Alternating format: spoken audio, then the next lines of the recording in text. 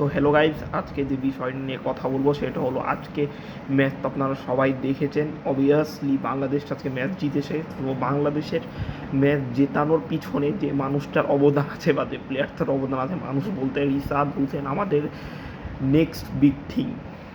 মানে সে অমূল্য রান, অমূল্য 12 বলে 26 রানের যে ইনিংসটা খেললো সেটা কিন্তু অমূল্য রান। এবং পটাপট 59 রানে যখন বাংলাদেশ বদা 1 রান পড়েছে, তখন পটাপট সে 5 উইকেট নিয়ে ম্যাচের মোড়টা ঘুরে দিল। আসলে লেগ স্পিনাররা কোনোদিন খুব ভালো বল করবে, আবার খুব কোনোদিন খারাপ বল করবে। সো আজকে তার লাইনে পড়েছে, এক্সট্রা অর্ডিনারি করার কিছু চেষ্টা করেনি, কেউ হিরো হতে চাননি, লাইনে বল রেখেছে, পিচ তার কাজ করেছে। সো এটাই।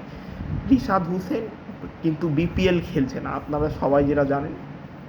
বিগ ব্যাশে রিকি পন্টিংয়ের দল তাকে ডেকেছে, বিদেশিরা লেগ স্পিনারের মূল্য বোঝে, কিন্তু বাংলাদেশের মানুষ বা বাংলাদেশের টিম ম্যানেজমেন্ট রিশাদ হোসেনকে মূল্য করতে পারে না। বা অনেক কথা বলছে যে পিচের তো হেল্প ছিল। আরে ভাই, পিচের তো হেল্প থাকবে, পিচের হেল্প থাকবে না তো কি স্পিনাররা কি ফাস্ট বোলিং ফাস্ট বোলার যেরকম ফাস্ট বোলিং উইকেটে কি উইকেট নিবে, সেইটা তো ব্যাপার না রে ভাই।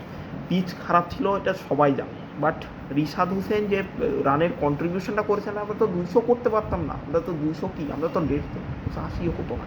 So this is very very good for Rishad Hossain. Take great care.